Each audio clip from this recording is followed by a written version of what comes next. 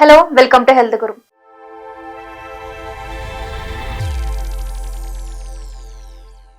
So మనం ఈరోజు Fidicus హోమియోపతిలో ఉన్నాం డాక్టర్ తేజస్వి మేడంతో మాట్లాడడానికి. సో మనకున్న కన్సర్న్స్ అండ్ డౌట్స్ గురించి ఆవిడతో మాట్లాడి తెలుసుకుందాం. Hello madam. హలో అండి.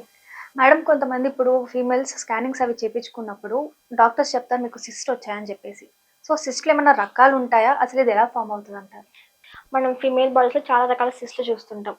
అంటే వారి ఒక్కొక్క ఆర్గాన్ ఒక్కొక్క సిస్ట్లు డెవలప్ అవుతూ ఉంటాయి. కామన్గా చూస్తే మనం ఓవేరియన్ సిస్ట్లు అంటుంటాం. అంటే చాలా మంది ఏమైనా పొత్తి కడుపు నొప్పిగా ఉండి కంటిన్యూస్గా అది పెయిన్ ఇంక్రీజ్ అవుతా స్కాన్ దగ్గరికి వెళ్ళారనుకోండి, వాళ్ళకి స్కాన్ చేసిన తర్వాత మీకు సిస్ట్ ఉంది, అండాశయంలో గడ్డలు ఉన్నాయని చెప్తుంటారు. సిస్ట్ అంటే ఏమో ఒక గడ్డలాగా ఉంటుంది. మీకు ఆ గడ్డలు చిన్న చిన్న గడ్డలు కానీ పెద్ద గడ్డలాగా కనిపిస్తూ ఉంటాయి. వాళ్ళకి ఆ స్కాన్ రిపోర్ట్లో మీకు అండాశయంలో గడ్డలు ఉన్నాయి, అంటే గర్భాశయంలో గడ్డలు ఉన్నాయి, లేదంటే సర్వీస్లో గడ్డలు ఉన్నాయని చెప్పేసి చెప్తూ ఉంటారు. ఇవి ఒక్కొక్క ఆర్గాన్ బేస్ చేసుకుని ఆ రకంగా ఆర్గాన్ ఒక్కొక్క సిస్టమ్ ని కామన్ గా కనిపిస్తూ ఉంటాయి. దాంట్లో కామన్ గా ఓవేరియన్ సిస్ట్ అంటాం. ఈ ఓవేరియన్ సిస్ట్ లో చాలా టైప్స్ ఉంటాయి. ఒకటి ఫంక్షనల్ సిస్ట్ అంటాం, ఒకటి పెథలాజికల్ సిస్ట్ అంటాం. ఫంక్షనల్ సిస్ట్ అంటే ఏం లేదండి, మన అండాశయం అంటే ఓవరీస్ లో ఏముంటాయి, ఎగ్స్ అనేవి ఉంటాయి. అవి ఫాలికల్స్ ఫామ్ లో ఉంటాయి. ఎవ్రీ మంత్ ఒక ఫాలికల్ రప్చర్ అయ్యి ఎగ్ అనేది రిలీజ్ అవుతూ ఉంటుంది.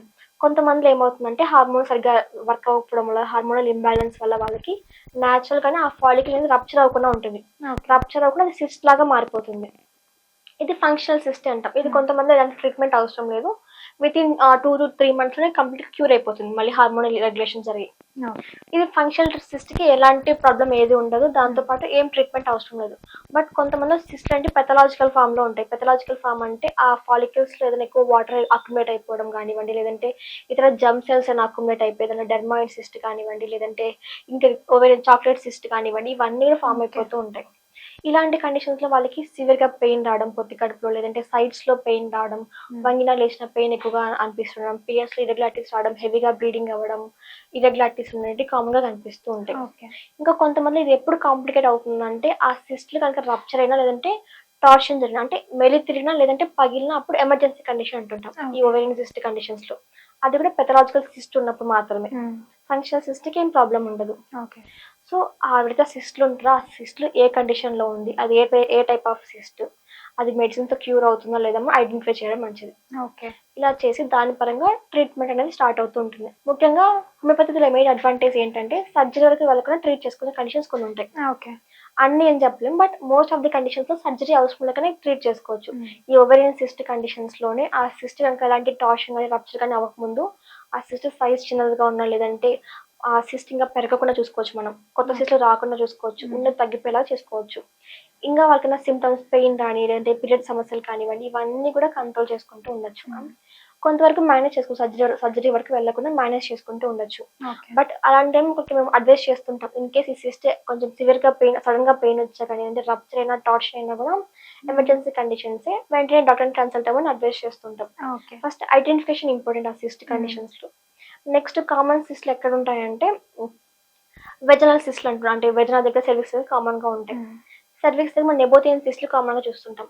హార్మోనల్ ఇంబ్యాలెన్స్ వల్ల తెల్లగా బుడపల్లాగా ఏర్పడుతూ ఉంటాయి. ఇవి నెబోథియన్ సిస్ట్ అంటాం. వీళ్ళకి ఏమవుతుంది, ఇంటర్కోర్స్ పెయిన్ఫుల్ గా అనిపించడం, లేదంటే బ్లీడింగ్ రావడం, ఇవన్నీ ఉంటాయి. ఈ నెబోథియన్ సిస్ట్ కూడా సర్జరీ లేకుండా కంప్లీట్ గా కరిగిపోయేలాగా మెడిసిన్ ట్రీట్మెంట్ ఇవ్వడం జరుగుతుంది. దీని తర్వాత వెజనల్ దగ్గర ఎలా ఉంటాయి, వెజనల్ సిస్ట్లు కానివ్వండి, లేదంటే ప్రైవేట్ పార్ట్ రీజన్ లో బార్తోలిన్ సిస్ట్ అని కామన్ గా వింటుంటాం. బార్తోలిన్ సిస్ట్ కానీ, స్కిన్ గ్లాండ్ సిస్ట్ కానివ్వండి, లేదంటే ఇన్సిషన్ సిస్ట్ కానివ్వండి, ఇవన్నీ కూడా కామన్ గా కనిపిస్తుంటాయి. సపోజ్ బార్తోలిన్ గ్లాండే అనుకోండి, బార్తోలిన్ గ్లాండ్ అనేది మనకి వెజనాకి రెండు వైపులా ఒక 2 గ్లాండ్స్ ఉంటాయి. ఆ గ్లాండ్స్ కి 2 డక్ట్స్ ఉంటాయి, ఈ బార్తోలిన్ డక్ట్స్ అంటాం. ఆ గ్లాండ్ మ్యూకస్ సెక్రెట్ చేస్తూ ఉంటుంది. ఆ సెక్రెట్ చేసిన మ్యూకస్ అనేది డక్ట్స్ ద్వారా వెజనలకు ఓపెన్ అయ్యి వెజనాని లూబ్రికేట్ గా మెయింటైన్ చేస్తూ ఉంటుంది, తేమ ఉండేలాగా చూసుకుంటుంది. ఇన్ కేస్ ఆ గ్లాండ్ కనుక ఇన్ఫెక్షన్ అయ్యానుకోండి, ఇన్ఫ్లేమ్ అయ్యానుకోండి, అప్పుడు సిస్ట్ లాగా మారిపోతాయి, హార్డ్ గా స్వెల్లింగ్ ఫామ్ అవుతూ ఉంటుంది, అక్కడ రెడ్నెస్ గా ఉంటుంది. వాళ్ళకి సిమ్టమ్స్ ఎలా ఉంటాయి, కూర్చోలేరు, పడుకోలేరు, లేదంటే వర్క్స్ చేసుకోలేరు, వాకింగ్ చేయలేదు, ఇలా సివియర్ అన్బేరబుల్ పెయిన్ ఉంటుంది. చాలా మంది కామన్ గా చెప్తున్నారు, ఇట్లా భరించలేకపోతున్నాను, నాకు చనిపోవాలనిపిస్తున్న స్టేజ్ కూడా ఉంటుంది ఆ పెయిన్ భరించలేక వాళ్ళకి. అలాంటి పెయిన్ తో బాధపడుతుంటారు ఆ బార్తోలిన్ గ్లాండ్ తో. దీన్ని చాలా మంది ఏమంటారు, సర్జరీ చేయించుకుంటూ ఉంటారు, లైక్ ఇన్సిషన్ డ్రైనేజ్ చేసుకోవడం కానీ, అంటే కంప్లీట్ బార్తోలిన్ గ్లాండ్ ఎక్సిషన్ కానివ్వండి, ఇవన్నీ చేసుకుంటూ ఉంటారు. ఇంతవరకు వెళ్లకుండా ఆ బార్తోలిన్ గ్లాండ్ కానీ ఆ బార్తోలిన్ సిస్ట్ ని కూడా మనం కంప్లీట్ గా క్యూర్ చేసుకోవచ్చు. అది కూడా మళ్ళీ రాకుండా కూడా ప్రివెంట్ చేసుకోవచ్చు. అది కేవలం హోమియోపతి మందుల ద్వారానే. దీనికి బయట కూడా ట్రీట్మెంట్ ఏం లేదు, జస్ట్ యాంటీబయాటిక్స్ ఇస్తారు, పెయిన్ కిల్లర్స్ ఇస్తారు, సప్రెస్ చేస్తూ ఉంటారు. బట్ హోమియోపతి మందులు అలా కాదు, ఆ గ్లాండ్ లో ఉన్న ఇన్ఫెక్షన్ ని కంప్లీట్ గా క్లియర్ చేసి ఆ గ్లాండ్ మళ్ళీ నార్మల్గా ఫంక్షన్ అయ్యేలా హెల్ప్ చేస్తుంది. సో దాని ద్వారా వాళ్ళకి ఆ ఇన్ఫెక్షన్ కంప్లీట్గా క్యూర్ అయ్యి మళ్ళీ రాకుండా కూడా ఉంటుంది. ఓకే.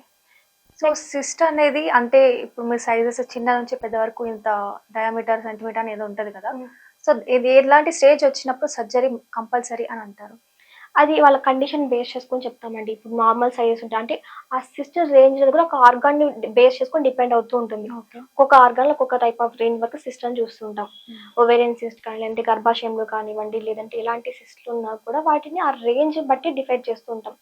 నార్మల్‌గా హోమియోపతి ద్వారా ఆల్మోస్ట్ 90% కేసెస్ క్యూర్ అవుతాయండి.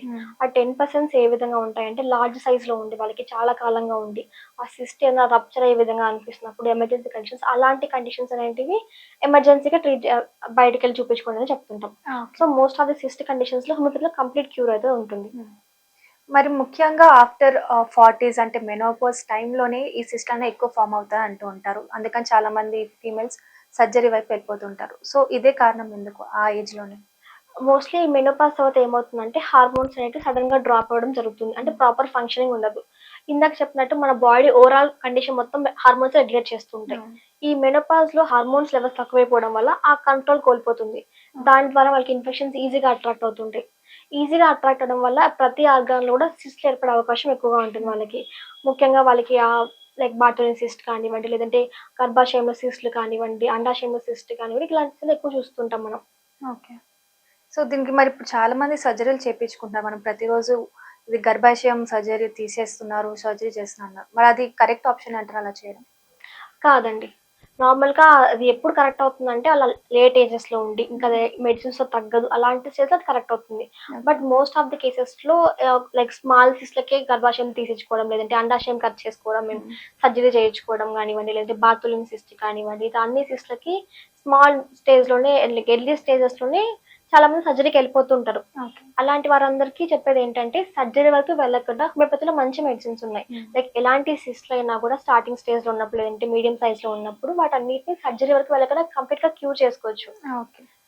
మరి సిస్ట్ సినారియోలో హోమియోపతి మెడికేషన్ టైమ్ స్పాన్ ఎంత రేంజ్‌లో ఉంటదంటారు?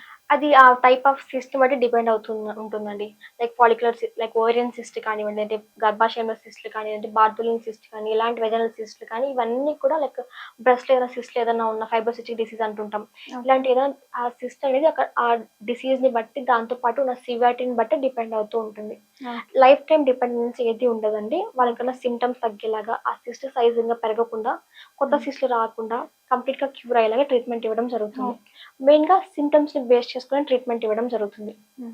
మరి జనరల్ మెడికేషన్ ప్రిఫర్ చేయడం బెటర్ అంటారా? హోమియోపతి ప్రిఫర్ చేయడం బెటర్ అంటారా? నన్ను అడిగితే హోమియోపతినే తీసుకోవడం మంచిదని చెప్తుంటాను. ఏ విధంగా అంటే హోమియోపతి ద్వారా కంప్లీట్ క్యూర్ అనేది జరుగుతుంది. అసలు మెయిన్ ఆ సిస్ట్ ఫార్మ్ అవ్వడానికి రూట్ కాజ్ ఏంటి? ఆ రూట్ కాజ్ నుంచి ఐడెంటిఫై చేసి ట్రీట్మెంట్ ఇవ్వడం జరుగుతుంది వాళ్ళకి.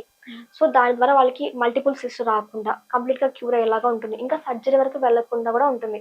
మామూలుగా సర్జరీ అంటే ఏం చేస్తారు? ఉన్న సిస్ట్ తీసేస్తారు. బట్ మళ్ళీ కొత్త సిస్ట్ ఫార్మ్ అవ్వకుండా ఏం చేయలేరు అక్కడ. సో అలాంటి కండిషన్స్‌లో కూడా హోమియోపతి యూజ్ చేయడం వల్ల ఉన్న సిస్ట్ సైజ్ తగ్గేలాగా సర్జరీ లేకుండా ఇంకా కొత్త సిస్ట్ రాకోకుండా లైక్ సెబేషియస్ సిస్ట్ కానివ్వండి, లేదంటే ఇంకా వాళ్ళకి ఏమైనా ఓవేరియన్ సిస్ట్ కానీ ఇవన్నీ కూడా మల్టిపుల్‌గా రాకుండా మనం వాళ్ళు కంట్రోల్ చేసుకోవచ్చు. ఓకే. ఇంకా వాళ్ళ బాడీలో జరిగిన హార్మోనల్ ఇంబాలెన్స్‌ని కానీ డ్యామేజ్ కూడా మళ్ళీ రీస్టోర్ చేసుకోవచ్చు. ఇమ్యూనిటీ పవర్‌ని పెంచుకునేలాగా, హార్మోనల్స్ రెగ్యులేట్ చేసుకునేలాగా, హెల్తీ లైఫ్ స్టైల్ లీడ్ చేసేలాగా మెడిసిన్స్ ఇస్తాం. ఓకే. మరి లాస్ట్‌లీ దీనివల్ల సైడ్ ఎఫెక్ట్స్ ఏమైనా వస్తాయంటారా మన బాడీలో? సైడ్ ఎఫెక్ట్స్ అంటూ ఏమి ఉండవండి. Side effects 0. ప్రతి ఒక్కరు యూజ్ చేయొచ్చు. లైక్ ఎలాంటి సిస్ట్‌లకైనా హోమియోపతి యూజ్ చేయొచ్చు. సెబేషియస్ సిస్ట్ కానీ, బార్టోలిన్ సిస్ట్ కానివ్వండి, లేదంటే నెపోటియన్ సిస్ట్ కానివ్వండి, లేదంటే ఓవేరియన్ సిస్ట్ కానీ ఇవన్నీ కండిషన్స్‌లో కూడా అందరూ యూజ్ చేయొచ్చు మెడిసిన్స్ అనేటివి. వాళ్ళకి ఎలాంటి సైడ్ ఎఫెక్ట్స్ ఏమీ ఉండవు. ఇంకా సేఫ్ మెడిసిన్స్ ఉంటాయి. ఇంకా అడ్వాన్స్డ్ టెక్నాలజీ యూజ్ చేసి వాళ్ళకి మెడిసిన్స్ ఇవ్వడం ద్వారా కంప్లీట్ క్యూర్ అనేది జరుగుతుంది వాళ్ళకి. ఓకే. సో మొత్తానికి మా క్వెషన్ ద్వారా అసలు ఫీమేల్స్‌లో సిస్ట్ ఎలా ఫామ్ అవుతాయి? దానికి కరెక్ట్‌గా సొల్యూషన్ ఏంటి? దాంట్లో హోమియోపతి ఎలా యూజ్ అవుతుంది చాలా క్లియర్‌గా చెప్పారు. Thank you.